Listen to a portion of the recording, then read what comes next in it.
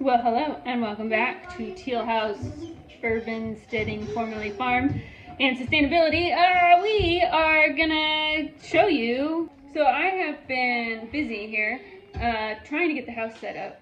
And I know some of you have asked to see more of the house, which we will, but listen, still boxes everywhere. We'll get there. But I do want to show you a couple projects that we're working on first. It's gonna help us unpack. And I want to show you my new canning pantry, because I'm sure that's something a lot of you want to see. And I have some things I want to try, and maybe some of you who have built a canning pantry before, who have space for a large canning pantry, have some thoughts on some of my ideas and can tell me if they're good ideas or bad ideas. Sorry, the baby is playing with the pots and pans. It's keeping her busy. I just canned some turkey broth, so we're going to take this downstairs after we label them, because you always label and date, because my friends, everything looks the same. Well, a lot of things look the same in a jar on a shelf, and time flies. And not that you have to use your home canned goods within 2 years, but best quality is 2 years. And you probably don't want to open up something and eat something that's been on the shelf for 10 years. I mean, can you? Sure. Should it be safe? Yes. Do I feel like we are at a point in the world where we need to be taking risks like those? Probably not. And if we were at a point in the world where you might think about taking risks like that, it's probably a point where medical attention is not available and you really shouldn't take a risk like that. Anyway, got these all labeled. I'm gonna get my cool little carrying basket. If you remember from the farmhouse, the canning pantry was just right next to the kitchen. It was what used to be the stairwell to the root cellar, but they had redone the basement at some point in history, closed that stairwell, so this really long, narrow, closed off hallway area that had shelves, and that's where I started my canning goods. So it was real easy to can in the kitchen and bring things to your canning pantry because it was literally right there. This house is a lot bigger. Our farmhouse was about 1,600 square feet, which there were 9 of us in there. And I know people live in less, obviously, and we were very thankful for the house while we had it. But we decided if we were going to move, as I've talked about before, there were some things that we wanted to have.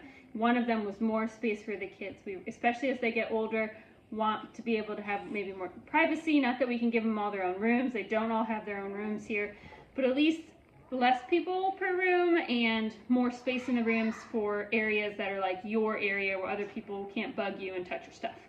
So this house is, I think it's actually more than twice as large, because it's just over 3,200 square feet. So I have a lot of empty space in this house right now, and we might keep it that way because I enjoy not having tons of furniture and things to step around. But that also means the canning pantry is a long way from the kitchen. There is a pantry in the kitchen, which I kind of, right now my system, I just kind of try to bring things up that I need for that week, so we're not just going up and down the stairs a lot.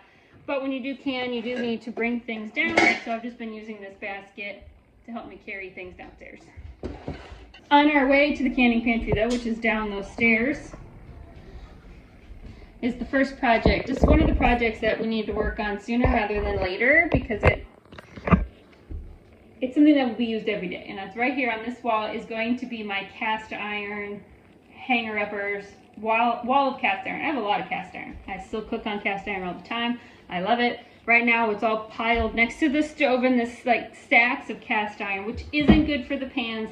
They're hard to use, all those kinds of things. So in the old house, we had them hanging up on the wall. We're gonna do the same thing here. Sam's gonna build something very similar to what was at the old house. And this wall, maybe we'll do shiplap. We did pegboard last time, which worked great. The hooks were very strong, but it wasn't quite as pretty. So we might try to make something that's a little more aesthetically pleasing. It'll be right next to the back side of the chimney. Up here, still in the kitchen, still really accessible. And that way all the pans can sit without being stacked on top of each other, so they have nice airflow and things like that. And then the next project that's up on the list is we came downstairs through the basement. There's living areas in the basement, there's bedrooms, and we have this room which was used as a storage room. It has the HVAC in it, but will be turned into an office for Sam's work, for video editing, for recording, things like that. We don't really need a lot for an office. Like, this is all the stuff we need. The biggest problem is that the HVAC's all right here. It's just kind of ugly. I know that's personal preference, but we'd like to do something to kind of separate the office out. This is just unfinished part of the basement. It was used as storage before, but as you'll see in a minute, there is still tons of storage in this house. And what had previously probably been intended to be an office, we've turned into a bedroom for our oldest so that she can have her own room. Okay, ready for the big reveal? The previous owners left their big wood shelves, which we actually thought maybe they would take them with them. I was planning to maybe have to restart from scratch, but now I don't have to, because they left a lot of them. I already have jars up, but they are not at all organized. I do have a couple laundry baskets worth of empty jars, which I will actually probably just keep those laundry baskets, but I need to sort them. I'd like to have them separated by jar size so I don't have to dig to find what I want. And I'll probably put those over here. The shelves make kind of an L, so put those over here. I have my dehydrator downstairs because I don't use it all the time. Some of our workout equipment's down here. And then there's a lot of old paint that probably doesn't even, paint anymore. So we're gonna kind of clear that out. And on the bottom, I'm going to put the canners, our water bath canner, my 2 pressure canners are all gonna go down there.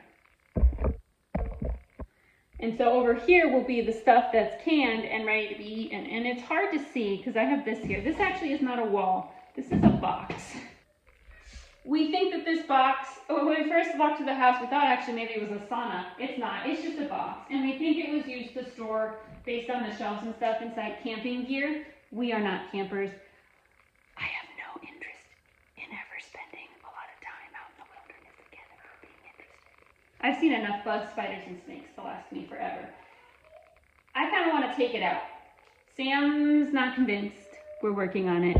But it does kind of block the galley. So the shelves go way that way behind. And I am a pretty skinny-ish person. So, I can fit to get to stuff. But it's kind of annoying that there's a box right there. So we'll see what happens.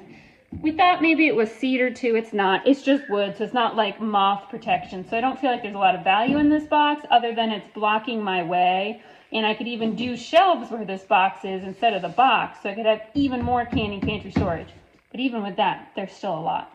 Okay, but enough of me showing you stuff. Let me show you what I want to do to improve on this to make it a more functional canning pantry. And then you can tell me if you've done this before or have seen people do things, whether or not any of these ideas are terrible ideas and I need to do something differently. So the first is these shelves are really wide, which is fine when you're storing big stuff or like those big black and yellow Sterilite containers. But jars are a lot shorter. So I feel like there's a lot of wasted vertical space. So I think I want to have Sam build me a middle shelf for the 2 middle pockets. That'll get me twice as many quarts, if that makes sense. These are still pretty deep. That's going to be a lot of jars. And again, it goes all the way back there. It's not just these 4 rectangles you see in the picture. There's 2 on the floor here. There's 2 more up here that don't fit in the picture. That's a lot of space. I'll keep the top nice and open and the bottom nice and open because for the bottom I want to use for storing root vegetables from the garden next year, my really big tubs of flour because I like to stay stocked ahead on things like flour. Canning pantry is a great way to put that stuff because it's out of the sunlight. It's a little cooler. This is the basement. It's not going to get real hot down here or real cold because we're underground. So that's what I'm going to do down there. So just be these 2 middle shelves all the way down would have an extra shelf layer so you could fit twice as many quarts. I think what I would also like to do, you guys really got on to me about this in the old house, but I am going to put bumper bars, I guess is what you would call them. So if there was ever something like an earthquake, the jars can't slide forward. I think I want to paint those bumper bars with chalkboard paint. And then I'm going to use chalk to write what is in each section because the canning pantry is always moving around. And one thing that kind of annoys me a little bit is when you have things all together, but then it's, fall and suddenly you've canned 40 million quarts of apple stuff and you need to put your apple stuff in your vegetable section. And so we can just kind of erase and extend the fruit section or take away some fruit and because we just canned a bunch of meat. So it's kind of changeable, but it's labeled. Especially good if I have to send somebody like Sam, who's not always doing stuff like this, down to the pantry to find me, some green beans. It'd be easy for him to find where it is because everything's labeled. The last thing, I said I was going to keep those jars in the laundry baskets, and I'm just curious if somebody has a better system for storing jars than the laundry baskets.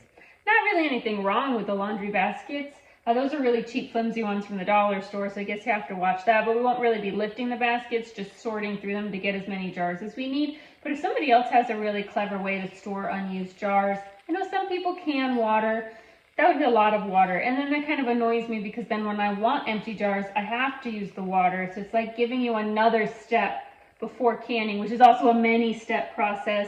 At this stage in my life, when I'm ready to can, I just need to go. I don't need a project to do before I start canning, like using up some water. So I don't know about that. But if anyone has a clever way to store jars, I'm all ears. This is my next project. I am working on it. As you see, the jars are down here. They aren't fully sorted, but all the jars have been placed down here. And I'm planning on doing this in the next week or two, so stay tuned. But I would love your feedback because I don't want to have to feel like in 2 years that I want to redo it.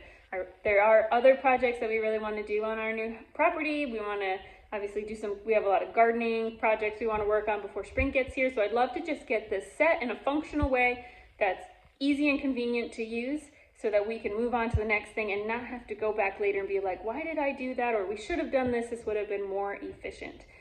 Thanks so much for watching, and we'll see you all again really soon.